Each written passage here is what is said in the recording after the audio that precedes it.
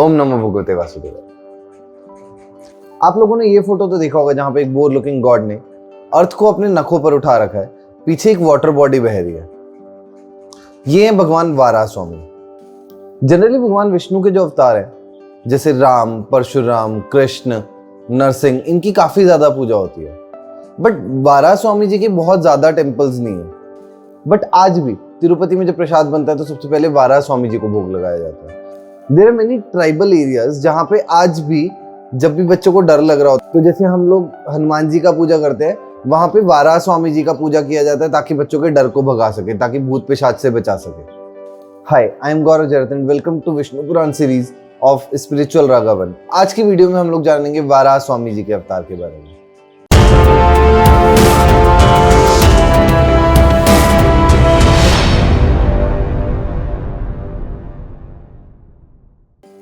ऋषि कश्यप जो सप्तऋषियों में से एक थे, उनकी दो वाइफ्स थी, दिति और अदिति, जिनसे सुर और असुर, देवता और असुर उत्पन्न हुए थे। अब दिति का मतलब होता है डिवाइडेड। तो दिति के जो पुत्र थे असुर, वो डिवाइडेड माइंडसेट के थे, थोड़े कियोटिक माइंडसेट के थे, थोड़े एग्रेसिव थे। वहीं अदिति के जो बच्चे थे देवता सुर, वो अनडिवाइडेड माइंडसेट के थे, थोड़े काम माइंड थे।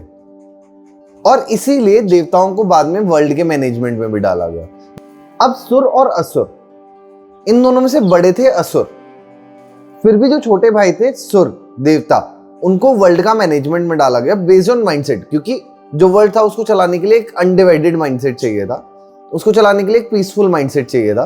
तो इसलिए छोटे भाइयों को सारा बड़ा रिस्पॉन्सिबिलिटीज मिला। एंड जो हायर लोग था अर्थ से, जो स्वर्ग था, वो भी देवताओं को दिया गया। इससे असुरों और देवताओं के बीच में टेंशन बढ़ गया। जो असुर थे वो डिससेटिस्फाइड थे कि हमसे छोटे होने के बाद भी देवताओं को ज्यादा रिस्पॉन्सिबिलिटीज मिला है। दिति का जो सबसे बड़ा बेटा था वो था Hiranyakashyap. Hiranyakashyap was very ambitious और उसे सारे लोगों को जीतना था। हिरण्यकश्यप का छोटा भाई था Hiranyaksha, who was very powerful and strong. And ये इतना ज्यादा स्ट्रांग था कि पृथ्वी पर सबसे लड़ने के बाद ये देवताओं से लड़ने स्वर्ग गया। एंड जब ये देवताओं से लड़ने स्वर्ग गया तो स्वर्ग से देवता भाग करके अर्थ पे आके गुफाओं में यहाँ पे छुप गए। बिकॉज हम लोगों ने पिछला वीडियो में भी देखा था कि जो देवता होते हैं they are spiritual beings and जो दानव है वो फिजिकल बीइंग है। Physically they are very much strong and Hiranyaksha तो कुछ ज्यादा ही स्ट्रॉन्ग था।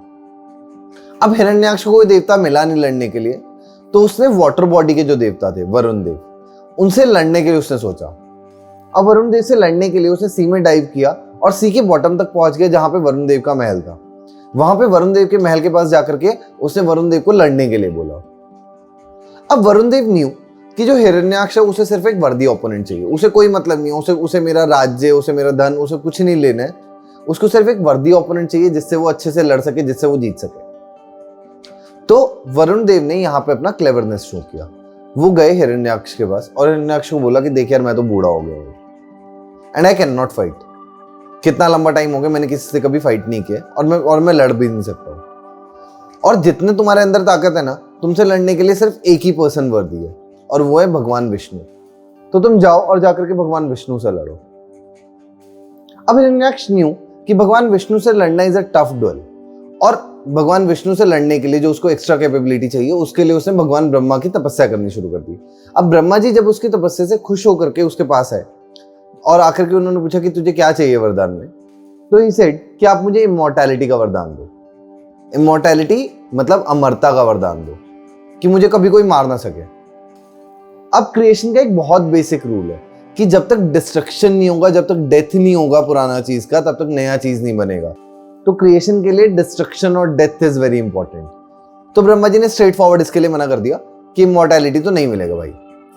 अब हिरण्याक्ष ने क्या किया, हिरण्याक्ष ने अपना एक लंबा सा लिस्ट दे दिया कि मुझे कौन कौन नहीं मार सकते, मुझे कोई भी देवता, मुझे कोई भी दानव, मुझे कोई भी गंधर्व, कोई भी मनुष्य, एक लंबा सा लिस्ट ऑफ एनिमल्स, एक लंबा सा list of birds Brahma ji को दे दिया कि ये सब मेरे को नहीं मारने चाहिए।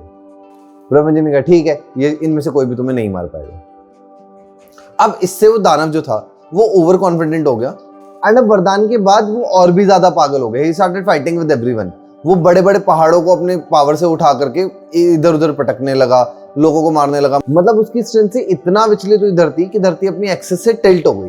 हिरण्याक्ष को पता था कि भगवान विष्णु जो है वो तभी उससे लड़ने के लिए आएंगे जब वो उनके भक्तों को परेशान करेगा। तो हिरण्याक्ष उनके भक्तों को और भी ज्यादा परेशान करने लगा। जब भगवान विष्णु तब भी नहीं है तो उसने धरती को लिया और कॉस्मिक ओशन के नीचे चला गया। Now we need to understand कि अर्थ अपने एक्सेस पे नहीं है, इससे कितना ज्यादा केओस हो सकता है। मतलब प्रकृति में हर चीज जो है वो एक दूसरे के ऊपर इंटरडिपेंडेंट है। मतलब एक छोटा सा केस लेते हैं, जैसे अर्थ के ऊपर अगर अपन डिफॉरेस्टेशन करेंगे, हम लोगों ने किसी जगह से बहुत सारे पेड़ों को एक साथ काट दिया, तो पेड़ों के कटने से क्या होगा? ऑक्सीजन कम प्रोड्यूस होगा, सॉइल इरोजन बढ़ जाएगा, जो अर्थ का पॉल्यूशन कल करने का अपने उस एरिया में मैकेनिज्म है वो बिगड़ जाएगा, वहां का रेनफॉल इफेक्ट होगा, एंड वो जो पूरा एरिया वो एक डिस्ट्रक्शन के साइकिल में आ जाएगा। अब यहाँ पे ये तो छोटे से लेवल पे बात है, अब यहाँ पे बात बड़े लेवल पे हो रही है। जो अर्थ है वो अपने एक्सिस पे है ही नहीं, वो कॉस्मिक ओशन में डूब गया है। तो जो पूरा सोलर सिस्टम है वो कैसे मेंटेन करेगा खुद को? मतलब वहां पे डिस्ट्रक्शन का लेवल क्या होगा? And this is all going against the creation. तो अब भगवान को आना पड़ेगा, मगर आएंगे कैसे? हिरण्याक्ष ने तो इतना लंबा लिस्ट पहले दे रखा है कि मुझे ये नहीं मार सकते हैं। तो there was one animal, wild boar, ये जंगली सुअर या वारा, जिसके अंदर एजिलिटी बहुत होती थी। और जब भी लोग शिकार की शुरुआत करते थे तो इस जानवर से शुरू करते थे, क्योंकि भागता बहुत तेज है और कम हार्मफुल है। तो इसीलिए शायद हिरण्याक्ष अपने वरदान मांगते टाइम इस जानवर को प्रोबेबली मिस कर दिया होगा। तो भगवान विष्णु ने वारा के रूप में ब्रह्मा जी की नाक से बाहर निकले और देखते ही देखते बहुत बड़े हो गए। अब जो वाइल्ड बोर है उसकी नाक थोड़ी सी लंबी होती है एंड उसका पावर इज स्मेलिंग। जो अर्थ है वो इतने बड़े कॉस्मिक ओशन में कहीं नीचे की तरफ डूबा हुआ है, तो इट्स नॉट पॉसिबल कि पूरा टाइम अर्थ को कोई ढूंढ सके। तो यहाँ पे वारा के स्मेल करने की पावर बहुत ज्यादा काम आती है और स्मेल करते हुए जल्दी से जल्दी अर्थ को ढूंढ सकते हैं। तो इसलिए वारा जो था, ये बॉडी ने उनको बहुत हेल्प किया अर्थ को ढूंढने में। दूसरा चीज, अर्थ को अपने एक्सिस तक वापस लाते टाइम विष्णु जी को एक ऐसा अवतार चाहिए था जिसमें उनके हाथ खुले रहे। मतलब जब विष्णु जी को अर्थ को वापस उठा करके लाना है तो उनको अपने हाथों से ना उठा करके लाना पड़े, बिकॉज प्रोबेबली हिरण्याक्ष उन पर अटैक कर सकता है जब वो अर्थ को ऊपर ला रहे होंगे। तो इस चीज में जो वारा का रूप था बहुत ज्यादा हेल्पफुल था। क्यों? क्योंकि वारा के साइड में, नॉस्ट्रल्स के साइड में 2 दांत निकले होते हैं, तो उसके ऊपर अर्थ को टिका करके इजीली ऊपर तक लाया जा सकता था। सो वारा dive deep into the ocean और इस अर्थ को स्मेल करते हुए वो अर्थ के पास पहुंच गए।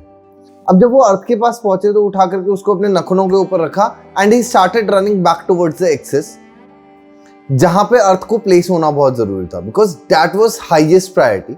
जब वो अर्थ को वापस लेकर के जा रहे थे उसके एक्सिस की तरफ, तब Hiranyaksha was continuously attacking him, जिसको वो अपने हाथ में जो गदा थी उससे रोक रहे थे।